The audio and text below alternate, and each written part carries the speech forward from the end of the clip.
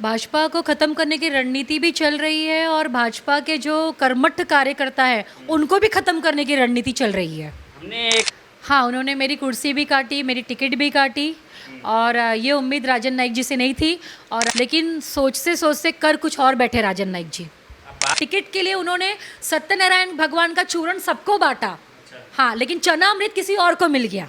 रीना वाक को कोई जानता ही नहीं है, कोई नहीं जानता। जिस दिन उन्होंने फॉर्म भरा उसके 2 दिन पहले उन्होंने ऑफिस में मैंने सुना कि उन्होंने रेजिग्नेशन दिया है और वो। नमस्कार दोस्तों, मैं हूं सिद्धार्थ मिश्रा और आप देख रहे हैं भगवा 24। इस समय हम मौजूद है ग्लोबल सिटी में, जो कि आता है प्रभाग क्रमांक 2 में। हमारे साथ है सुदीप्ति सिंह, जो कभी ग्लोबल सिटी के लिए हरदम तत्पर रहती थी, भाजपा की कट्टर कार्यकर्ता और सबसे प्रमुख उम्मीदवार। आइए जानते हैं इनसे क्या कुछ कहना है। नमस्कार मैडम। नमस्ते।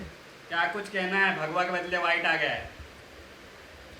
परिस्थिति वैसी आ गई कि भगवा के जगह पे ऑटो रिक्शा और सूर्यमुखी फूल आ गया है। ऑटो रिक्शा आ गया है, कहीं ना कहीं कमल का फूल गायब हो गया आपके पास से। क्या कुछ कारण है? इसका कारण तो हमारे आदरणीय विधायक जी ही बता सकते हैं। क्या कुछ किया आपके साथ जो कि आपने कमल का फूल छोड़ के ऑटो रिक्शा थाम लिया? कमल का फूल छोड़ा नहीं है, मजबूर किया गया छोड़ाने पे और ऑटो रिक्शा अपनाना पड़ा। कहीं ना कहीं आपने जो कहा कि विधायकों ने मजबूर किया है आपको ऑटो रिक्शा पकड़ने पर, कहीं ना कहीं कमल से दरकिनारा कर दिया गया। तो उस पर क्या कुछ कहेंगे? क्या वसई विरार में भाजपा क्या कांग्रेस बनने जा रही है कि कहीं ना कहीं शुरू होते ही ख़त्म होने की स्थिति आ गई? जैसे कि अभी विधानसभा में जीते और इस तरीके से उम्मीदवार उन्होंने दिया, जैसा आपने बताया उम्मीदवार दिया जिनकी कोई अस्तित्व ही नहीं है इस वार्ड में। तो उस पर क्या कुछ कहेंगे? क्या भाजपा भी कहीं ना कहीं कांग्रेस बनने की कोशिश कर रही है वसई विरार में? भारतीय जनता पार्टी कांग्रेस बनने की कोशिश नहीं कर रही है, कांग्रेस के उद्देश्यों पर चल रही है और वो भी वही मनमानी अपना रही है जो पहले कांग्रेस जो मनमानी अपनाती थी। वसई विरार में कहीं ना कहीं भाजपा इस एजेंडे पे तो नहीं काम कर रही है कि कहीं ना कहीं वो बहुजन विकास आघाड़ी की बी टीम तो नज़र नहीं आ रही है, क्योंकि जैसा ग्राउंड जीरो पे हमने सर्वे किया, जनता ना खुश, भाजपा के खुद के पदाधिकारी वो ना खुश, कार्यकर्ता ना खुश। कहीं ना कहीं जिन चेहरों ने कभी ना कभी भाजपा के लिए वोट मांगा था, आज वही चेहरे अपक्ष खड़े हैं और भाजपा का विरोध कर रहे हैं। इस पर क्या कुछ कहेंगे कि जो विधायक हैं, अभी वर्तमान विधायक राजन नायक हैं यहाँ के, और यहाँ पर जो जिला अध्यक्ष बनी है प्रज्ञा पाटिल जी, उनके बहुत सारे वीडियो वायरल हो रहे हैं। पहले भी वीडियो वायरल होते थे रील्स के माध्यम से, अभी स्टिंग ऑपरेशन के माध्यम से वायरल हो रहे हैं। उस पर क्या कुछ कहेंगे? उस पर यही कहना चाहूँगी कि भारतीय जनता पार्टी के बैनर तले कहते हैं ना कि चिराग तले अंधेरा, तो भारतीय जनता पार्टी का बैनर है, कुर्सी है, तो कुछ भी करे, सत्ता उनकी है। सत्ता उनकी है। हाँ। कहीं ना कहीं वसई विरार में भाजपा को ख़त्म करने की रणनीति तो नहीं चल रही है? भाजपा को ख़त्म करने की रणनीति भी चल रही है और भाजपा के जो कर्मठ कार्यकर्ता है उनको भी ख़त्म करने की रणनीति चल रही है। हमने एक पदाधिकारी से इंटरव्यू लिया था, उन्होंने कहा ये भाजपा की आज की बात नहीं है, वो काफ़ी समय से, अगर जब उनके कार्यकर्ता किसी मुसीबत में रहते हैं तो भाजपा कभी उनको हाथ नहीं देती, उनको और धक्का मार देती है। तो क्या कहीं ना कहीं आपके साथ भी वही हुआ है? हाँ बिल्कुल, मेरे साथ भी वही हुआ है। क्या हुआ है? अब मेरे साथ में यही हुआ है कि जब 10 साल 15 साल जो भी है समाज सेविका के रूप में, भारतीय जनता पार्टी की कार्यकर्ता के रूप में, जब मैंने विरार पश्चिम को अपना संपूर्ण रूप से योगदान दिया, तो आज ऐसा क्या हो गया कि भाजपा के वरिष्ठों को मेरी याद नहीं आई? उन्होंने क्यों नहीं सोचा कि सुदीप्ति सिंह को भी ग्लोबल सिटी से चुनकर लाना चाहिए? कहीं ना कहीं याद तो आई, लेकिन अपक्ष फॉर्म भरने के बाद हमने आपके 2 दिन पहले की वीडियोज़ देखी, जहाँ पर आपके पास खुद सांसद चल के आए, पालघर के जिला अध्यक्ष भरत राजपूत भैया है। उस पर क्या कुछ कहेंगे आप कि वहाँ से लोग आ जा रहे हैं, लेकिन जो आपके बगल में बैठे हैं, जिनके साथ आप खड़ी रही हैं, जिनके लिए आपने प्रचार किया है, वो अभी तक आप पहुँचे नहीं हैं? हाँ, खासदार जी परसों आए थे और उन्होंने हमारा प्रचार प्रसार देखा ग्लोबल सिटी में। उन्होंने हमारा शक्ति प्रदर्शन देखा कि अपक्ष होने के कारण भी हम इतने ज़ोर शोर से हम प्रचार कर रहे हैं, नारे लगा रहे हैं और हमने एक दृढ़ निश्चय कर लिया है कि इस बार भारतीय जनता पार्टी के कैंडिडेट उम्मीदवार तो चुन कर नहीं आएंगे, जितने अपक्ष उम्मीदवार चुन कर आएंगे। जैसा कि देखा जा रहा है कि यही सब डैमेज कंट्रोल करने का काम कर रहे हैं कि जहाँ जहाँ डैमेज हुआ है वहाँ जाके उनको मनाया जाए और प्रचार डाउन कर दिया जाए, ताकि उनके कार्यकर्ता थोड़े वोटों से सही लेकिन जीत का दामन थाम ले। उस पर क्या कुछ कहेंगे? क्यों हो रहा है और क्या कारण कि यही लोगों को आपकी पहले याद क्यों नहीं आ गई? ऐसी नौबत है ना सिद्धार्थ जी आनी ही नहीं चाहिए। क्यों नहीं ये लोग सब लोग, मैं पूछना चाहती हूँ कि फॉर्म भरने से पहले आए, क्यों नहीं जब फॉर्म भरा तब तक 2 दिन का समय दिया गया था, पता था अच्छी तरह से कि मैं अपक्ष फॉर्म भर रही हूँ, तब क्यों नहीं उन्हें याद आई? उन्हें याद इसलिए आई क्योंकि हम प्रचार प्रसार अच्छे से कर रहे हैं, ग्लोबल सिटी की जनता, प्रभाग 2 की जनता हम पर विश्वास कर रही है और हम पुराने कार्यकर्ता हैं जो कि हम पूरी तरह से ज़मीनी स्तर पर काम कर रहे हैं, तो उन्हें कहीं ना कहीं इनसिक्योरिटी भी लगा। और जो अभी उम्मीदवार भारतीय जनता पार्टी की चुनकर आए हैं उन्हें ये भी लगा कि इनके प्रचार प्रसार में उतनी ताकत नहीं है जो अपक्ष उम्मीदवार जो महिलाएं खड़ी हुई हैं उनके प्रचार प्रसार में इतनी ताकत है। क्या कुछ कहेंगे जब सांसद यहाँ पर आए, आपने अपने शब्द दिए कि आगे भी चलकर भारतीय जनता पार्टी को ही मेरा समर्थन रहेगा, क्या कमल से प्रेम है या फिर उनके जो वादे थे उससे प्रेम आ गया? मुझे कमल से प्रेम है, मैं मोदी जी की भक्त हूँ, मैं भारतीय जनता पार्टी का सम्मान करती हूँ, लेकिन भारतीय जनता पार्टी के स्वरूप में जो वसई विरार के पदाधिकारी हैं मैं उनका सम्मान नहीं करती हूँ। नहीं। कहीं ना कहीं आपने इसी ऑफिस में नारियल फुड़वाया, उनको गमछा उड़ाया, सम्मान से कुर्सी पे बैठाया और उन्होंने आपकी कुर्सी काट दी। हाँ, उन्होंने मेरी कुर्सी भी काटी, मेरी टिकट भी काटी और ये उम्मीद राजन नाइक जी से नहीं थी। और राजन नाइक जी जो है विधायक स्वरूप यहाँ पर आए और उन्होंने रिबन कट किया, हमने उनका सम्मान किया, उन्होंने यहाँ पे भव्य रूप से जो शक्ति प्रदर्शन देखा उसको भी उन्होंने उस समय सराहा और कहा कि सुदीप्ति जी हम आपके लिए सोचेंगे, लेकिन सोचते कर कुछ और बैठे राजन नाइक जी। अब बात करते हैं जो पालघर के जिला अध्यक्ष भरत राजपूत यहाँ पर आए, लेकिन वसई विरार की जो जिला अध्यक्ष हैं वो अभी तक यहाँ पे नहीं पहुँची। क्या उनको आपकी ज़रूरत नहीं है या फिर कभी आपने ऐसा काम ही नहीं किया कि उनको आना पड़े यहाँ पर?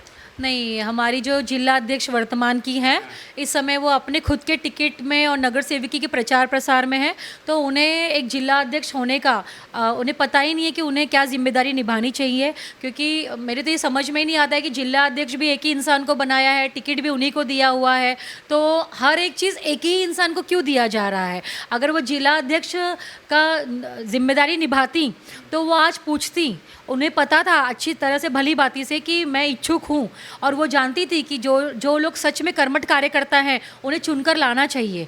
लेकिन जिला अध्यक्ष तो अपने खुद का प्रचार प्रसार में लगी हुई हैं और उसके बाद में अपना जो रील आया हुआ है, जो वीडियो आया हुआ है कि पानी बेचा जा रहा है डायरेक्टली इनडायरेक्टली, तो उस पर वो लगी हुई हैं। एक बोलते हैं कि साइड में उनका बिजनेस भी चल रहा है, एक तरफ उनका प्रचार प्रसार भी चल रहा है, एक तरफ वो अपनी जिला अध्यक्ष की कुर्सी भी संभाल रही हैं, तो बिजी है मैडम बहुत बिजी हैं। कहीं ना कहीं क्या लगता है, कहीं ना कहीं जो भारतीय जनता पार्टी ने वसई विरार में कार्यकर्ता दिए हैं, जो उम्मीदवार दिए हैं, वो कहीं ना कहीं चुन के आने की संभावना है वसई विरार में?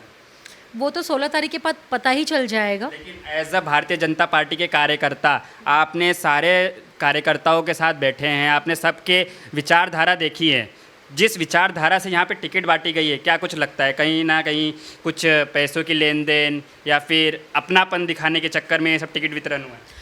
पैसे का लेन देन तो मुझे पता नहीं है, लेकिन हाँ देर रात तक वॉर रूम में एबी फॉर्म दिया गया जिसकी सूचना किसी भी कार्यकर्ता को नहीं थी। जो उनके चहीते थे, जो अपने थे, और जो डील हुआ था कि आगे चल के भविष्य में आप हमारा काम कर दीजिएगा, या जो भी उनकी बिजनेस डील हुई हो, टेंडर का डील हुआ हो, तो उसमें चुपचाप एबी फॉर्म दिया गया, लेकिन चुपचाप इंटरव्यू नहीं लिया गया। चुपचाप जो इच्छुक फॉर्म है वो नहीं भरा गया। इच्छुक फॉर्म के समय सबका फ़ोन आया कि आप इच्छुक फॉर्म भरने आ जाओ। इंटरव्यू के समय हमारे मंडल अध्यक्ष ने सबको फ़ोन किया कि इंटरव्यू आ जाओ, लेकिन एबी फॉर्म जब देते समय ये नहीं बोला गया कार्यकर्ताओं को कि आपको एबी फॉर्म दिया जा रहा है।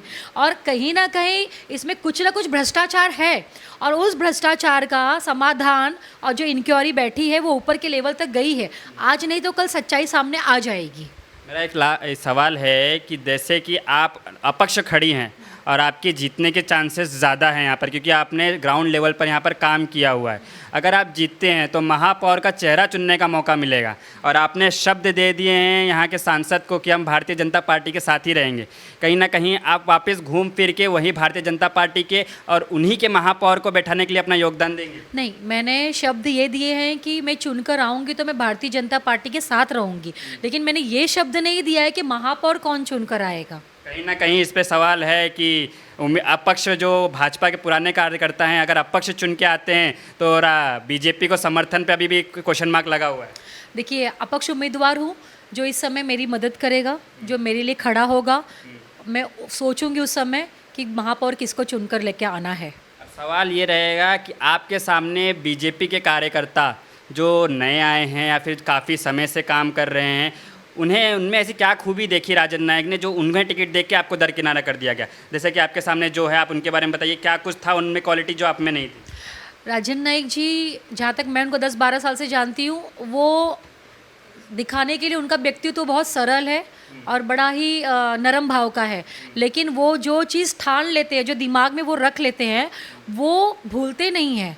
और मैं बताना चाहूँगी कि पिछले साल 9 दिसंबर को मयूरेश वाघ जी का जन्मदिन था और मयूरेश वाघ जी के जन्मदिन में शुरू में नए विधायक बने थे आमदार जी, और आमदार जी सब जगह घूम रहे थे और मयूरेश वाघ जी का कार्यक्रम हर सोसाइटी में रखा गया था। मेरे इस एम एवेन्यू में समय दिया गया था दोपहर के 12 बजे। आमदार जी रात को 9:30 बज गया, तब तक मेरे लोग इस सोसाइटी में खड़े थे, बुजुर्गों, महिलाओं। आमदार जी को मैं बोलते रही कि अप्पा समय दिया है, लेकिन आमदार जी नहीं सुने और मयूरेश जी कहते रहे कि पानी मैं लाया। उस समय मैंने माइक लिया और मैंने कहा, पानी यहाँ की ग्लोबल सिटी की जनता भी लेके आई है, पानी हम भी लाए। ये श्रेय सिर्फ राजन नाइक जी को और मयूरेश वाघ को नहीं जाता है। तो उस समय राजन नाइक जी को थोड़ा बुरा लगा मेरी बातें, लेकिन मेरा कहने का तात्पर्य यह था कि विधायक अभी वो चुनकर आए, लेकिन इससे पहले मेहनत कौन कर रहा था? जो पहले की प्रशासन थी, पहले की जो सरकार थी। कहीं ना कहीं आप बोल रहे हैं कि बीजेपी जो अब 1 साल से कार्यकाल कर रही है, कहीं ना कहीं क्रेडिट चोरी का भी काम हो रहा है। क्रेडिट चोरी का काम तो नहीं बोलूँगी, लेकिन श्रेय लेने का काम में होड़ जरूर लगा हुआ है। हाँ, और राजन नाइक जी जो है, हमें लगता है वो आश्वासन सबको देते हैं, लेकिन करते अपने मन का है। टिकट के लिए उन्होंने सत्यनारायण भगवान का चूरण सबको बांटा।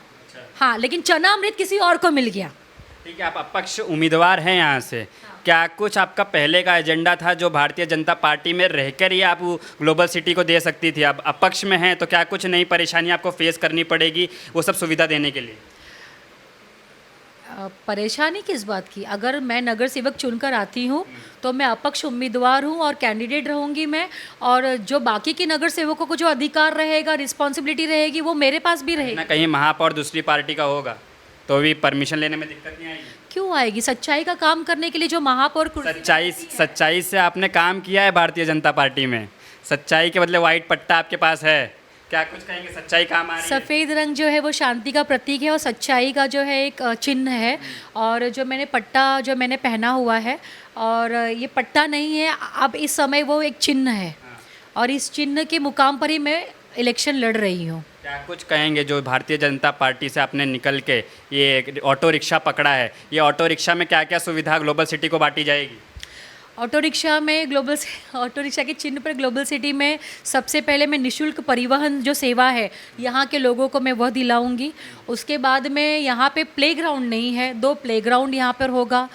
बुज़ुर्गों के लिए यहाँ पर एक वाचनालय होगा, और जो कि पूरे HDIL लेआउट से लेके प्रभाग 2 में सुलभ सार्वजनिक शौचालय नहीं है। यहाँ पे बहुत तकलीफ़ होती है। वो सुलभ शौचालय का जो है आयोजन होगा।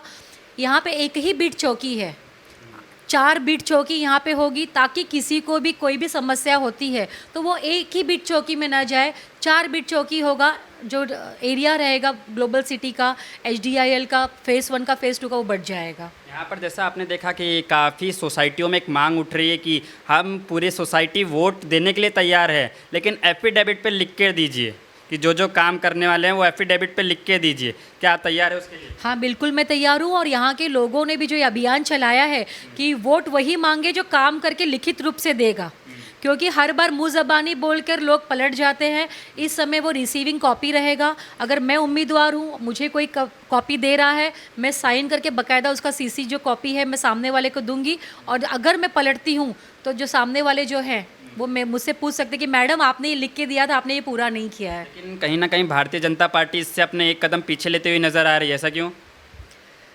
उनको पता है कि वो कदम क्यों पीछे ले रहे हैं, वो भली भांति जानते हैं। आप भी तो बीजेपी के ही कार्यकर्ता थे, अगर आप बीजेपी में होते तो क्या तब भी इसी तरह से आप लिख के देते? बिल्कुल, देखिए लिख के देती, बड़े ही स्वाभिमान से, सच्चाई से लिख के देती, क्योंकि उस समय एक भारतीय जनता पार्टी का एक चिन्ह, बैनर, राष्ट्रीय बैनर मेरे साथ जुड़ा होता। आज मैं यहाँ पर ऑटो रिक्शा के चिन्ह से लोगों का विश्वास जीतने की कोशिश करी। विश्वास है लोगों को, लेकिन लोगों का भी एक मन उदास है कि सुदीप्ति सिंह आज भारतीय जनता पार्टी के कमल के चिन्ह पर आकर अगर मांगती तो हम तैयार हो जाते, लेकिन ऑटो रिक्शा चिन्ह है, नया एक्सपीरियंस मेरे लिए हो रहा है, लेकिन मैं इसमें आगे कायम रहूँगी। जैसा कि अमित शाह का बयान आया था कि भारतीय जनता पार्टी परिवारवाद नहीं करती, यहाँ पर चाय वाला भी प्रधानमंत्री बन सकता है, तो क्या कुछ लगता है जिस तरीके से यहाँ पर टिकट वितरण हुई है, मयूरेश वाघ की बहन को टिकट दिया गया है, उस पर क्या कुछ कहीं ना कहीं परिवारवाद बीजेपी में शुरू हो गया है? परिवारवाद अब क्या बोले, काम किया मयूरेश वाघ ने, जो कहते कि पानी हम लाए, कनेक्शन कहते मयूरेश वाघ ने हमने दिलाया है। तो एक बात बताइए, खाना मैं अपना पेट भरने के लिए खाऊंगी कि मैं दूसरे के मुंह में निवाला डालूंगी? रीना वाघ को कोई जानता ही नहीं है, कोई नहीं जानता। जिस दिन उन्होंने फॉर्म भरा उसके 2 दिन पहले उन्होंने ऑफिस में, मैंने सुना कि उन्होंने रेजिग्नेशन दिया है और वो यहाँ पर खड़ी हुई हैं। तो उनका तो पॉलिटिकल करियर हो या समाज सेवा से कोई भी लेना देना दूर दूर से नहीं है। तो अब कहीं ना कहीं ये साफ होता है कि बीजेपी में वसई विरार में बीजेपी में कहीं ना कहीं परिवारवाद शुरू हुआ है। हाँ, हुआ है जी। आखिर में आप क्या कुछ जनता को बताएंगे कि किस तरीके से आप जीत के आने के बाद यहाँ पे विकास करेंगे और क्या कुछ आश्वासन देंगे? मैं जनता से यहाँ पर ग्लोबल सिटी में प्रभाग 2 से आह्वान करना चाहती हूँ कि आप अपना वोट, एक वोट आपका बहुत कीमती है, आप वोट उसी को चुनकर दीजिए जो हर समय 24 घंटे आपके लिए सामने खड़ा हो, आपके लिए अवेलेबल हो, ताकि कभी भी दुख हो, सुख हो, बरसात हो, बाढ़ आए, कोई भी समस्या हो, जो भी हो, तुरंत फ़ोन करें तो 5 मिनट में 10 मिनट में हाजिर हो जाए। उनको ये नहीं सोचना पड़े कि अरे कुर्सी का पद है, वो नहीं आएंगे हमारे लिए काम करने के लिए। और भरोसा तो जो है वो मैंने 10 साल पहले से मैं यहाँ पे खड़ी रह के लोगों की मैंने मदद की है। लॉकडाउन हो, कोरोना हो, मैंने यहाँ पे सबकी समस्याओं का समाधान किया है, तो लोगों को मुझ पर विश्वास है। तो मैं चाहती हूँ कि वोट वो मुझे चुनकर लेके आएँ, ऑटो रिक्शा का बटन दबाएँ और मुझे यहाँ पे विजयी घोषित करें।